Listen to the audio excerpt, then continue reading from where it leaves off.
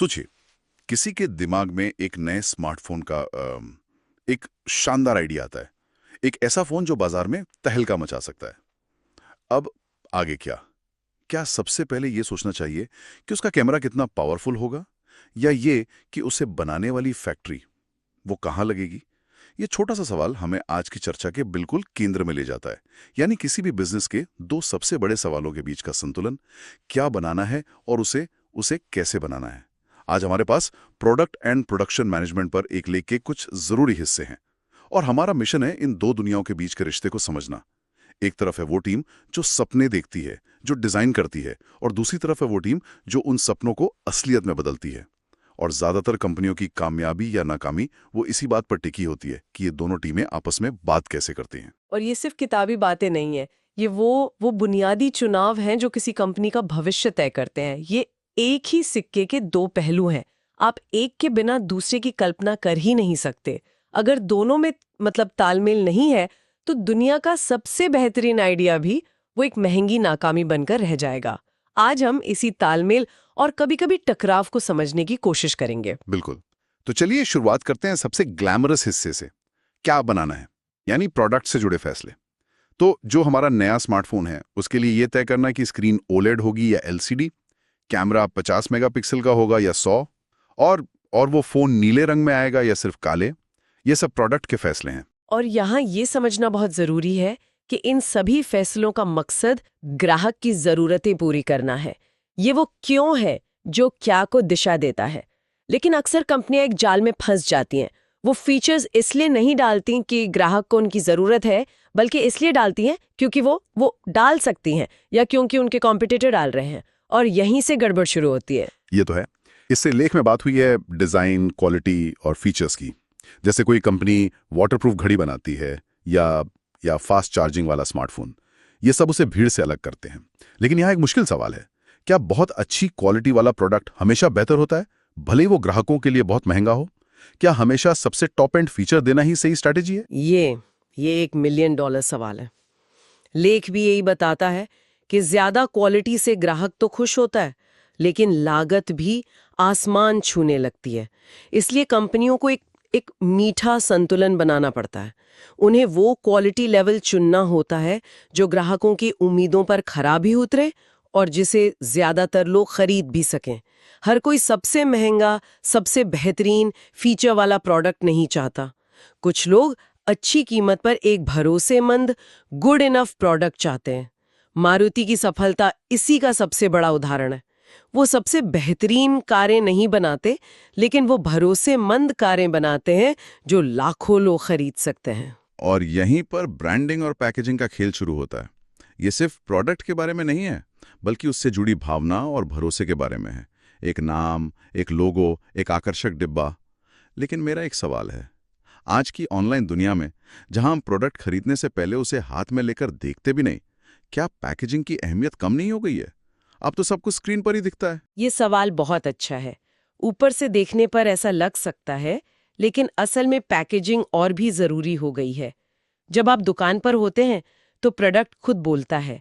Online packaging की तस्वीर ही product की पहली आवाज होती है। और उससे भी बढ़कर अनबॉक्सिंग एक्सपीरियंस, वो आज मार्केटिंग का एक बहुत बड़ा हिस्सा बन गया है।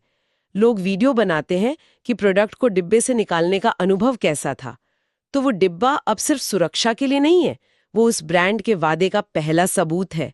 वो एक खामोश सेल्समैन है जो आपके घर तक पहुंचता है। वाह, ये तो मैंने सोचा ही नहीं था। Unboxing experience. तो चलिए प्रोडक्ट से जुड़ी कुछ और गहरी बातों पर चलते हैं। लेख में प्रोडक्ट लाइन और प्रोडक्ट मिक्स का भी जिक्र है। प्रोडक्ट लाइन मतलब एक जैसे प्रोडक्ट्स का ग्रुप, जैसे शैम्पू, कंडीशनर, हेयर ऑयल। और प्रोडक्ट मिक्स मतलब कंपनी जो कुछ भी बेचती है वो सब। ये सुनने में तो सीधा साधा लगता है। सुनने में सीधा है, लेकिन कंपनियां अक्सर यही गलती करती हैं। वो अपने प्रोडक्ट मिक्स को इतना फैला देती हैं कि उनकी सबसे मजबूत प्रोडक्ट लाइन ही कमजोर पड़ने लगती है। सारा ध्यान और पैसा बट जाता है। वो हर ग्राहक को खुश करने के चक्कर में अपने सबसे वफादार ग्राहक को ही भूल जाती हैं। जो चीज उन्हें खास बनाती थी वही भीड़ में खो जाती है। एक अच्छी कंपनी को ये पता होना चाहिए कि उसे क्या नहीं बनाना है। क्या नहीं बनाना है, ये एक दमदार सोच है। और इसी से जुड़ा एक और कॉन्सेप्ट है प्रोडक्ट लाइफ साइकिल। यानी किसी भी प्रोडक्ट की अपनी एक जिंदगी होती है, उसके 4 पड़ाव होते हैं। बाजार में आना, तेजी से बढ़ना, एक जगह ठहर जाना और फिर गिरावट।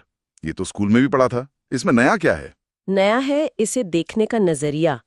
ज्यादातर कंपनियां अपने प्रोडक्ट के गिरावट वाले दौर से डरती हैं, लेकिन सबसे स्मार्ट कंपनियां उसका इंतजार ही नहीं करती। वो अपने सबसे कामयाब प्रोडक्ट का हत्यारा खुद ही बन जाती हैं, इससे पहले कि बाजार उसे मार दे। एक मिनट, अपने ही प्रोडक्ट का हत्यारा, ये क्या बात हुई? एप्पल को देखिए, जब आईपॉड अपनी चरम पे था, दुनिया दीवानी थी, तब उन्होंने आईफोन लॉन्च किया। आईफोन ने धीरे धीरे आईपॉड को पूरी तरह से खत्म कर दिया। एप्पल ने खुद अपने सबसे सफल प्रोडक्ट को मार डाला। क्यों? क्योंकि वो जानते थे कि अगर वो नहीं करेंगे तो कोई और कर देगा। यही प्रोडक्ट लाइफ साइकिल का असली खेल है। आपको अपने ग्रोथ और मैच्योरिटी वाले दौर में ही अगले प्रोडक्ट की तैयारी करनी होती है, ना कि डिक्लाइन का इंतजार करना होता है। कमाल है। मतलब असली चुनौती सिर्फ एक सफल प्रोडक्ट बनाना नहीं, बल्कि उस सफलता को बनाए रखने के लिए लगातार खुद को ही बदलना है। ठीक है, तो मान लीजिए हमने अपने स्मार्टफोन के लिए सारे मुश्किल फैसले ले लिए हैं। डिजाइन फाइनल है, ब्रांडिंग तय है, और हमने ये भी सोच लिया है कि जब ये पुराना होने लगेगा तो इसकी जगह क्या लाएंगे। सब कुछ कागज पर। बहुत अच्छा लग रहा है। और शायद ज्यादा मुश्किल हिस्सा शुरू होता है। यहाँ ग्लैमर नहीं है, यहाँ फैक्ट्री की मशीनें हैं, हिसाब किताब है और पसीना है। यह है प्रोडक्शन के फैसलों की दुनिया। यानी कैसे बनाना है। यहां पर पहला सवाल आता है कि कितनी तादाद में प्रोडक्ट बनाना है और किस तरीके से बनाना है। अगर जरूरत से ज्यादा बना दिया तो गोदाम में पड़ा रहेगा, कम बनाया तो ग्राहक खाली हाथ लौटेंगे। और बनाने के तरीकों का भी जिक्र है, जॉब प्रोडक्शन, बैच प्रोडक्शन और मास प्रोडक्शन। हमारे नए स्मार्टफोन के लिए इनमें से कौन सा तरीका सही होगा? ये इस बात पर निर्भर करेगा कि हम सफर के किस हिस्से में हैं। जब हम पहले कुछ हजार प्रोटोटाइप बना रहे होंगे तो शायद हम बैच प्रोडक्शन का इस्तेमाल करेंगे, एक साथ एक जैसा बैच तैयार करना। लेकिन अगर जैसा कि हम उम्मीद कर रहे हैं हमारा फोन हिट हो गया और लाखों ऑर्डर आ गए, तो हमें तुरंत मास प्रोडक्शन पर शिफ्ट होना होगा। यानी एक असेंबली लाइन जहां लगातार फोन बनते रहें। एक custom made furniture job production है, बेकरी के बिस्किट बैच है और एक कार फैक्ट्री मास प्रोडक्शन का मंदिर है। सही तरीका चुनना बहुत जरूरी है। और फिर आता है फैक्ट्री की जगह और उसके अंदर का नक्शा, यानी प्लांट लेआउट। फैक्ट्री कहाँ लगे तो समझ आता है, कच्चा माल पास हो, मजदूर मिल जाएं, ट्रांसपोर्ट आसान हो। लेकिन फैक्ट्री के अंदर का लेआउट इतना जरूरी क्यों है? मशीनें ही तो रखनी है। ये सुनने में छोटी बात लगती है, लेकिन एक खराब लेआउट किसी कंपनी को बर्बाद कर सकता है।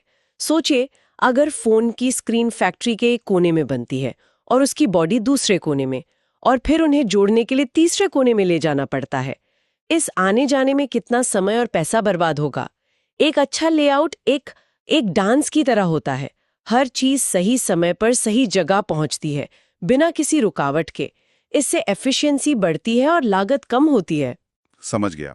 और लेख में आगे 3 और बातों को एक साथ रखा गया है: टेक्नोलॉजी चुनना, इन्वेंट्री संभालना और लागत और क्वालिटी पर कंट्रोल रखना। यानी काम इंसानों से कराएं या रोबोट से, गोदाम में कितना माल रखें और क्वालिटी गिराए बिना पैसे कैसे बचाएं। और यहीं पर वो सबसे दिलचस्प सवाल आता है जो इन दोनों दुनियाओं को जोड़ता है। हमने बात की कि प्रोडक्ट के फैसले प्रोडक्शन को कैसे प्रभावित करते हैं, लेकिन क्या इसका उल्टा भी सच है? क्या प्रोडक्शन के फैसले, यानी कैसे बनाना है, ये तय कर सकते हैं कि क्या बनाना है? एक मिनट, ये तो सुनने में उल्टा लग रहा है। मतलब आप कह रही है कि फैक्ट्री ये तय करेगी कि डिजाइनर क्या डिजाइन करेगा।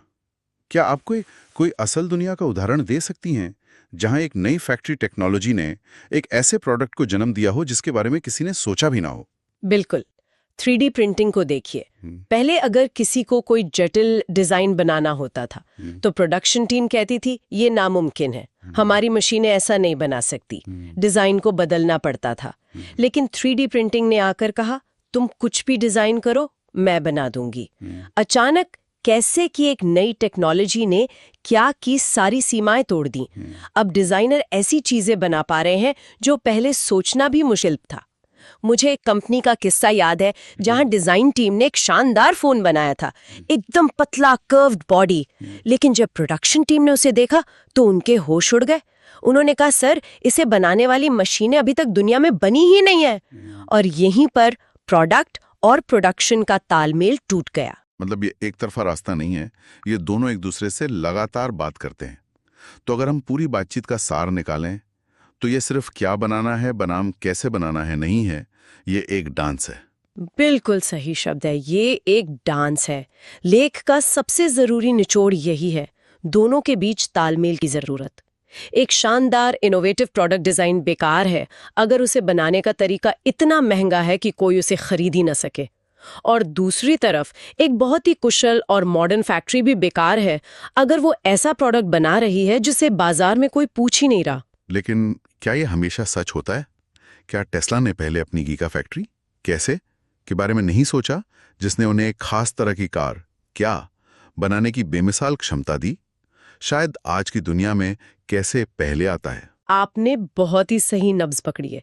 ये क्लासिक चिकन और अंडा वाली बहस है। पारंपरिक रूप से क्या पहले आता था, लेकिन आज टेक्नोलॉजी इतनी तेजी से बदल रही है कि अक्सर कैसे की एक नई खोज क्या के लिए नए दरवाजे खोल देती है। टेस्ला का उदाहरण परफेक्ट है। उनकी प्रोडक्शन की सोच ने ही उनके प्रोडक्ट को संभव बनाया। इसलिए सफलता का राज इसमें नहीं है कि कौन पहले आता है, बल्कि इसमें है कि दोनों साथ साथ चलें। डिजाइनर को पता होना चाहिए कि फैक्ट्री क्या कर सकती है और प्रोडक्शन इंजीनियर को पता होना चाहिए कि डिजाइनर क्या करना चाहता है।